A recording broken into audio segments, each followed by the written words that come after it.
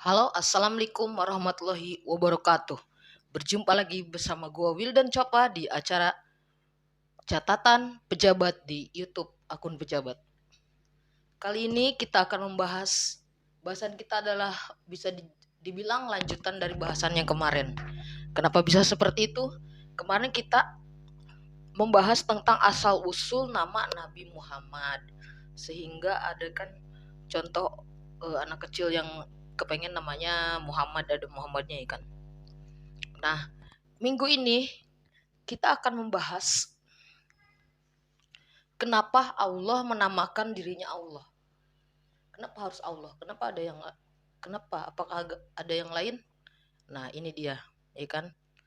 Karena sesungguhnya dalam surat At-Toha ayat 14 Allah Subhanahu wa taala berfirman, kan? Sesungguhnya aku ini Allah, tidak ada Tuhan selain aku, maka sembahlah aku dan laksanakanlah sholat untuk mengingatku. Itu surat At-Toha ayat 14. Terus kenapa? Kenapa harus namanya kayak kemarin, kenapa harus Muhammad? Nah, ini kenapa harus Allah, ya kan? Nah, nama Allah dalam bahasa Arab terdiri dari 4 huruf. Ya kan? Alif, lam, lam lagi, kemudian ha. Huruf Arab dibaca dari kanan ke kiri. Dari kanan ke kiri.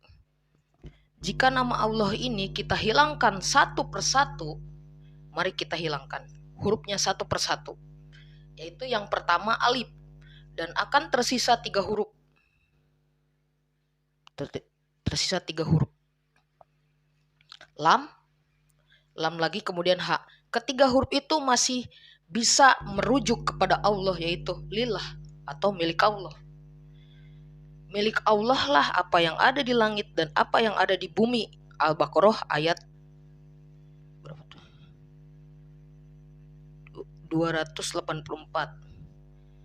Kemudian setelah itu tadi kan dihilangkan satu huruf lagi. Satu huruf tuh jadi lillah, masih merujuk kepada Allah. Masih bisa merujuk kepada Allah. Kita hilangkan lagi satu huruf berikutnya, yaitu lam lagi. Dan akan tersisa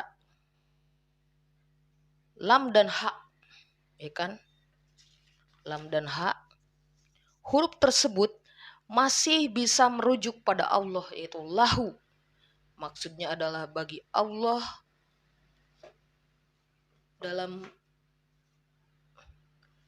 bagi Allah apa yang ada di langit dan di bumi. Al-Baqarah ayat 255. Kita hilangkan lagi huruf berikutnya sehingga yang tinggal hanya satu huruf, yaitu ha, ya kan?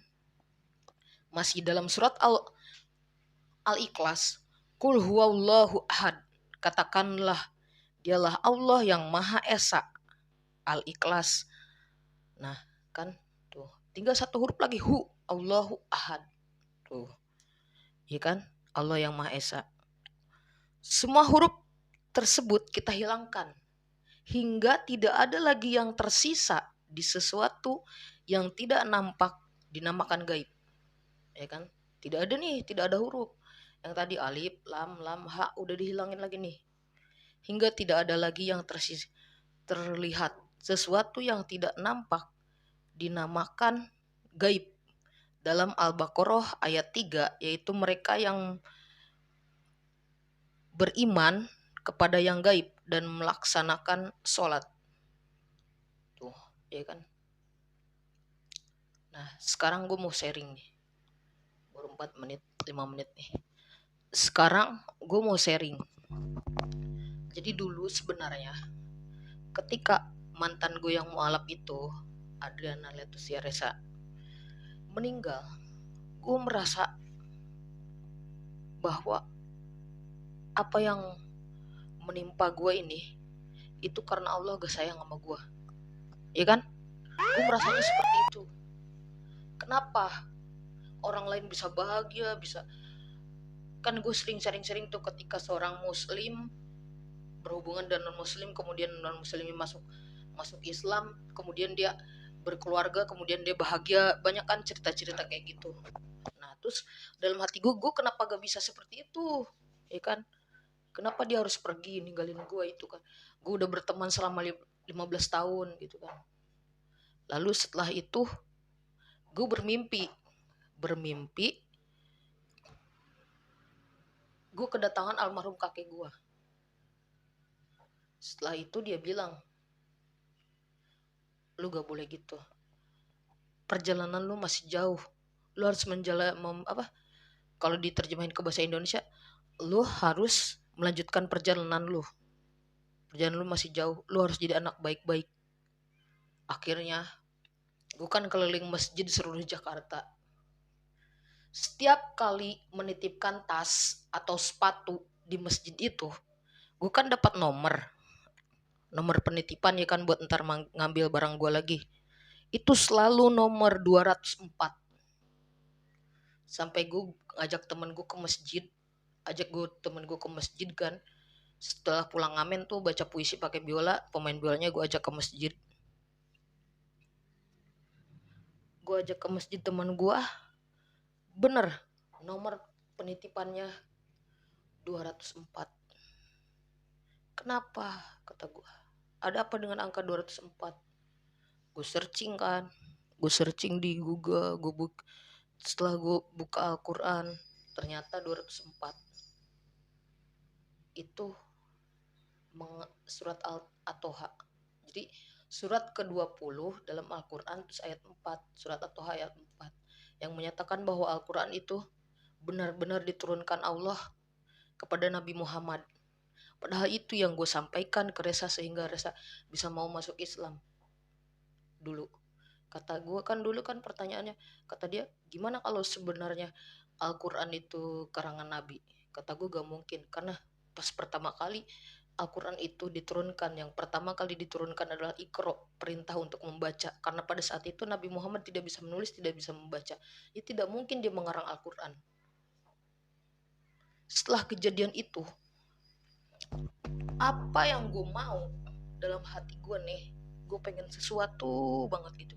Kayak gue searching di di toko oren, pingin ini, pasti kebeli, ada aja rezeki. Gini aja, gue kerja di sini, gaji sebulan sekali, baru sebulan kerja. Ketika kerja gue nih, boleh sebulan kerja, gajian gue transferin ke sini, gue transferin ke sana, ke sini. Habis dalam saku gue nyisa 30.000. Sementara harian gue harus makan, gue harus bayar arisan, gue ikut arisan kan, sehari 15.000. Dan gue tiap hari kagak ada kerjaan lain selain kerja di sini. Jadi pemasukan harian kagak ada, tapi ada aja rezeki buat makan, rezeki buat bayar arisan. Nah, hingga saat ini bahkan ada orang-orang menyampaikan ke gue, salut, hidup gue sesantai itu katanya. Ya kan, banyak beberapa teman gue selain kerja utama dia terus ada kerjaan sampingan apa, dari pagi ketemu pagi dia tetap kerja, tapi tetap kayak ada yang kurang dalam hidupnya dia. Nah, sehingga gue merasa sekarang Tuhan Allah itu dekat banget sama gue, ya kan. Bahkan masalah jodoh aja, ada seorang bapak yang nelpon gue, datang ke gue nyuruh gue nikahin anaknya. Kata gue belum siap secara menafkahi, secara keilmuan gue masih al-fakir. Gue minta waktu kan 2 tahun lagi. Kalau bapak masih mau menerima saya, kasih waktu saya 2 tahun lagi. Saya bilang untuk memperbaiki semuanya, ya kan. Akhirnya dia ngasih waktu nih, waktu yang sesuai dijanjikan nih, 15 bulan lagi nih, ya kan. Makanya gue sekarang berdoa mudah-mudahan tahun depan gue benar-benar bisa melepas lajang gue, ya kan. Bayangin aja seorang bapak-bapak, seorang ustadz terpandang di kampungnya datang ke gue, nyuruh gue buat nikahin anaknya. Gue juga kagak kenal sama anaknya, katanya anaknya udah kenal sama gue, ya kan. Nah, karena ini ternyata udah mau zuhur, cukup sekian dari gue. Semoga apa yang gue sampaikan bermanfaat, dan jika ada bermanfaat itu adalah hidayah dari Allah Subhanahu wa taala, dan jika ada yang salah itu murni adalah kehilapan gue. Cukup sekian dari gue. Wassalamualaikum warahmatullahi wabarakatuh.